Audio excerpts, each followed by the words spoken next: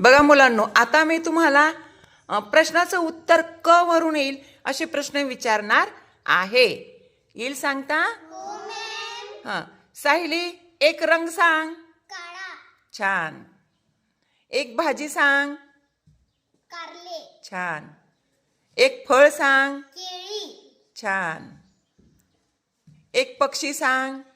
पक्षी. कावळा. छान. एक प्राणी. कोंबडी.